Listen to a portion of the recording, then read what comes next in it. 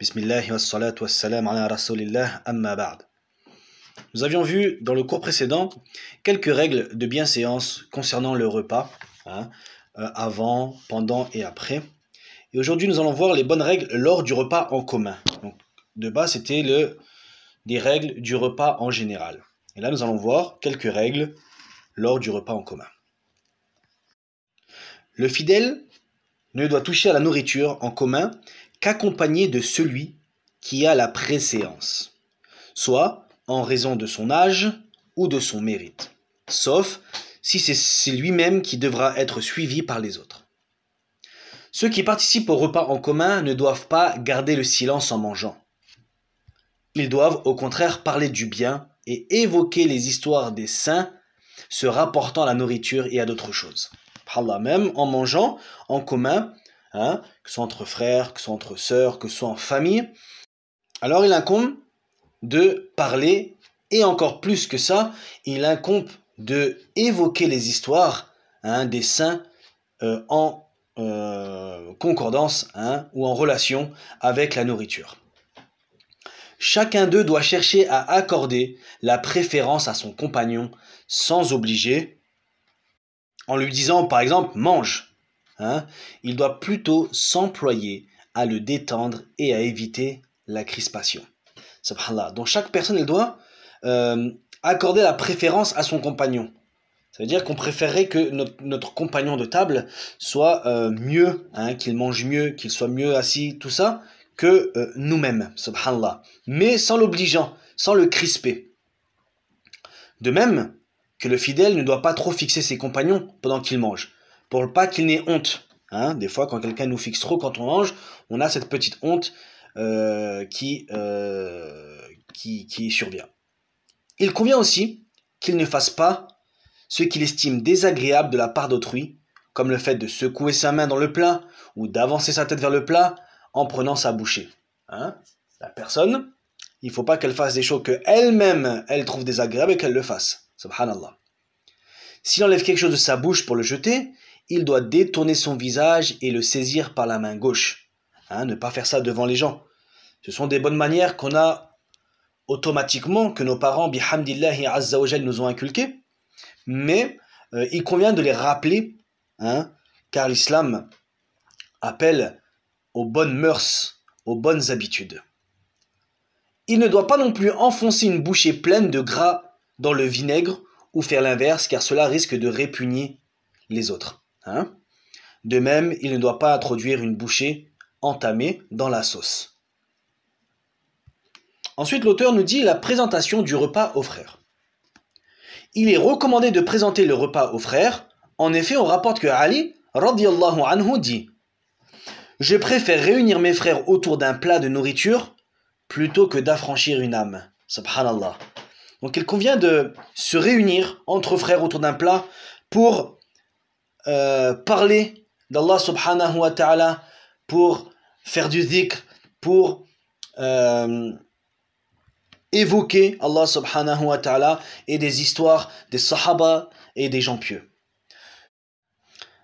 De son côté, Khaytham préparait de bons plats et invitait Ibrahim al-A'mash et il leur disait « Mangez, je les ai préparés pour vous. » Le fidèle est tenu de préparer le repas sans manière et sans demander la permission de le faire. Il faut savoir que l'affection consiste, entre autres, à présenter tout ce qu'on a dans la maison. Celui qui est invité est tenu de respecter certaines règles de bienséance. Il ne doit pas proposer un plat particulier. Si on lui donne le choix entre deux plats, il doit choisir le plus facile à présenter, sauf s'il sait que son hôte se réjouira de sa proposition. Dans ce cas, il est tenu d'insister pour l'obtenir. Ainsi, on rapporte que l'imam Shafi'i était descendu chez Za'afarani, qui prenait chaque jour un morceau de papier où il écrivait les noms des mets à préparer, puis le remettait à la servante. Un jour, l'imam Shafi'i prit le morceau de papier et ajouta un autre mets. Lorsqu'il le sut, Za'afarani en fut ravi. Par ailleurs, lorsqu'un homme sait que les gens sont en train de manger, il ne convient pas qu'il accède auprès d'eux. S'il entre par hasard sans le faire exprès et que ceux qui mangeaient l'invitent à se joindre à eux, il doit bien réfléchir. S'il sait qu'ils ne l'ont invité que par pudeur et pour éviter d'avoir honte, il ne doit pas rester manger. Mais s'il sait qu'il aimerait vraiment sa participation, il lui est permis dans ce cas de se joindre à eux. Mashallah. Subhanallah. L'islam, subhanallah, dans tous les cas, elle incite au bon comportement. Ne pas être gênant, mais si les gens ils aimeraient que tu participes à cette assise, alors il est permis de joindre à eux. Subhanallah, dans tous les cas, dans toute la vie du abid, du serviteur, l'islam, elle insiste à avoir un très bon comportement. De même, celui qui rentre dans la maison de son ami et qui ne le trouve pas, il lui est permis de manger la nourriture qu'on lui présente à condition qu'il jouisse de la confiance de son ami et qu'il sache qu'en mangeant de cette nourriture, son ami en sera réjoui. Masha'Allah. Donc ensuite, l'auteur nous dit les bonnes règles de la réception et de l'invitation. Parmi les bonnes règles de la réception, il y a celle qui consiste à inviter les hommes pieux et éviter les pervers. Naam, cela va de soi, mais un rappel est toujours bon. D'inviter les gens pieux qui nous inciteront à plus adorer Allah subhanahu wa ta'ala plutôt qu'inviter les pervers. Et dans le mot pervers, on entend les foussaq, ceux qui incitent à commettre des péchés. Un ancien pieux disait: ne mange que la nourriture d'un homme pieux et que ta nourriture ne soit offerte qu'à un homme pieux. Il convient également de viser par l'invitation les hommes pauvres plutôt que les riches. Donc, tout ça, ce ne sont pas des obligations ni des jugements religieux, mais c'est ce qu'il est mieux de faire. Attention, donc, ne mange que la nourriture d'un homme pieux et que ta nourriture ne soit offerte qu'à un homme pieux. Naam, mais si on sait qu'en donnant sadaqa à un pervers, à un fasiq, que cet homme-là peut délaisser ses mauvaises habitudes et revenir sur le droit chemin, alors il incombe d'offrir ce repas à cet homme-là. Donc l'abid, le serviteur, il doit toujours regarder la maslaha, la meilleure des choses. Il convient également de viser par l'invitation les hommes pauvres, comme on l'a dit. L'homme pauvre est plus en droit d'être invité que l'homme riche, étant donné que l'homme pauvre n'a pas de quoi manger. Il convient aussi pour l'hôte qui reçoit de ne pas négliger ses proches, car cette négligence implique l'affliction et la rupture des liens de parenté.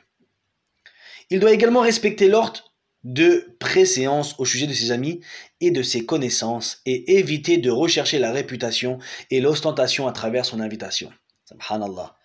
Naam, la personne qui va inviter, il ne faut pas oublier qu'on invite pour Allah subhanahu wa ta'ala. On ne recherche ni la gloire, ni la reconnaissance en faisant ça.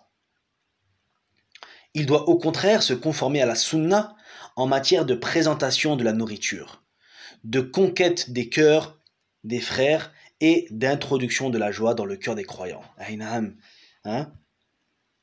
doit se conformer à la sunna, il doit se conformer à la sunna, et s'il invite les gens, c'est pour conquérir les cœurs des frères et mettre la joie dans le cœur des croyants. Il convient aussi de ne pas inviter celui dont on sait qu'il aura du mal à répondre à l'invitation ou qui sera grandement gêné par la présence des convives pour une raison quelconque. Donc ne pas mettre une personne mal à l'aise en invitant cette personne et qu'au final cette personne a honte de dire non pour telle ou telle raison. S'agissant des bonnes règles à observer lorsqu'on répond à une invitation, il faut distinguer les cas. S'il s'agit d'une invitation à un mariage, on doit y répondre. Si on est invité par un musulman pour le premier, jour des noces. S'il s'agit d'une invitation pour une autre chose, on est tenu d'y répondre dans la mesure du possible. Ensuite, celui qui est invité ne doit pas réserver sa réponse aux riches à l'exclusion des pauvres.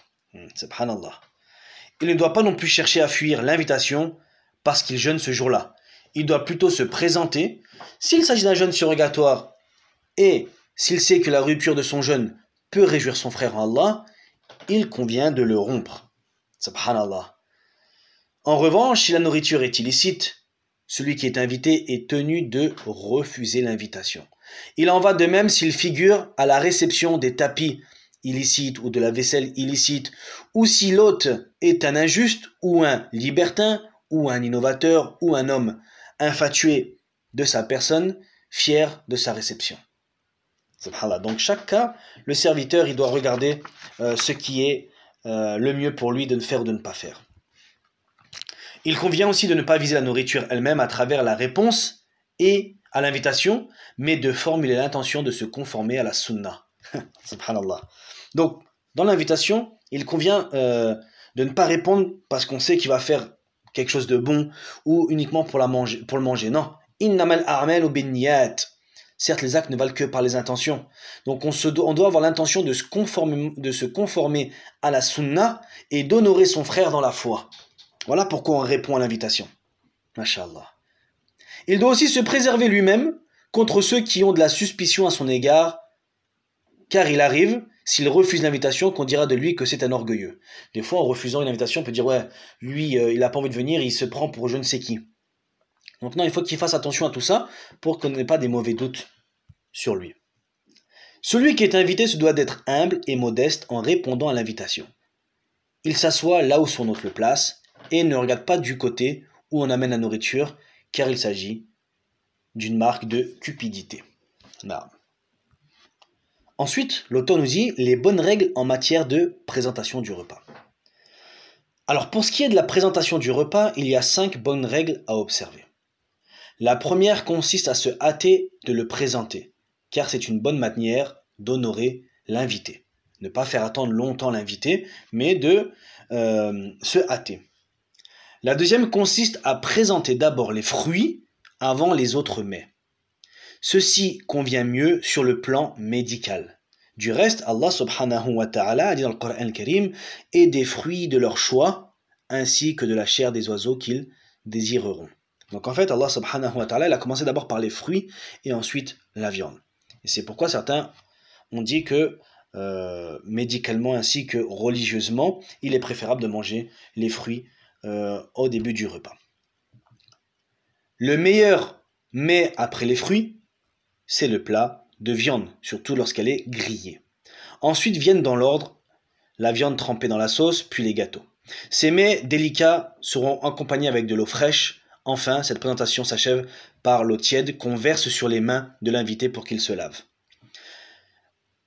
La troisième consiste à présenter tous les mets préparés. La quatrième consiste à ne pas enlever les plats, mais au contraire à permettre aux convives d'en jouir jusqu'à ce qu'ils s'arrêtent d'en manger. Subhanallah. Donc, disons que c'est des choses qu'on fait automatiquement. Le fait de présenter la viande, ensuite les gâteaux, ensuite de se laver les mains, ensuite d'attendre que les invités finissent. Mais en tout cas, c'est un rappel pour tout le monde. Et ça, c'est aussi qu'on sache que certaines personnes ne font pas cela, qu'ils ont des mauvaises manières. Et donc de remercier Allah subhanahu wa ta'ala d'avoir ces bonnes manières déjà ancrées en nous. La cinquième consiste à offrir des quantités suffisantes de nourriture, car en offrir des quantités insuffisantes est une marque de manque de grandeur d'âme. Donc de ne pas faire, comme on dit, le radin. De donner assez à manger, mais attention de ne pas rentrer dans le gaspillage pour que les invités en aient assez. Et enfin, lorsque l'invité désire partir, il doit l'accompagner jusqu'au seuil de sa maison, car cela constitue une sunna et une bonne façon d'honorer l'hôte. Subhanallah. D'ailleurs, l'attitude idéale dans la réception de l'invité avec les honneurs consiste pour celui qui reçoit à avoir un visage radieux, souriant, à user des propos agréables en entrant dans la maison, en sortant et pendant qu'on est à table. Quant à celui qui est invité, il doit avoir l'air joyeux en sortant, même s'il y a eu des manquements à son égard, car cela relève du bon comportement et de la modestie. Il ne doit pas quitter la maison sans le consentement et la permission de celui qui le reçoit, tout en restant attentif à ses désirs durant le séjour dans sa maison. Subhanallah. Donc avec ça on a fini le livre des règles de bienséance concernant le repas et les réceptions. C'était bien détaillé, c'est des choses qu'on fait automatiquement, mais il est bon de le entendre. Et on voit que même s'il y a eu des manquements ou s'il y a eu des choses mauvaises durant ce repas, il incombe à la personne de sortir de la maison en montrant un visage joyeux comme si de rien ne s'était passé, et cela fait partie du bon comportement. Subhanallah. Donc le musulman, dans tous les cas, quand il est invité, quand il mange, quand il sort de la maison, il doit avoir un bon comportement et avoir un visage radieux, souriant. Donc voilà pour les bonnes manières durant le repas. Et nous allons voir dans le prochain audio le livre du mariage, de ses bonnes règles et de ce qui s'y rapporte. سبحانك اللهم وبحمدك أشهد أن لا إله إلا أنت أستغفرك وأتوب إليك. On demande à Allah subhanahu wa ta'ala de faire de nous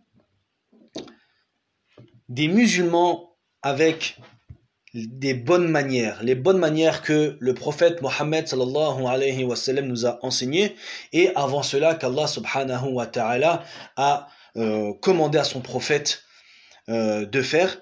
Et on demande à Allah subhanahu wa ta'ala d'être des invités et des invitants, et d'être de bons hôtes ainsi que de bons invités pour la personne qui nous aura certes invités. On demande à Allah subhanahu wa ta'ala d'avoir une bonne intention au moment d'inviter une personne comme au moment de répondre à l'invitation, et on demande à Allah subhanahu wa ta'ala de nous conformer à ce que la sunna nous a demandé. Wassalamu alaikum wa rahmatullahi wa barakatuh.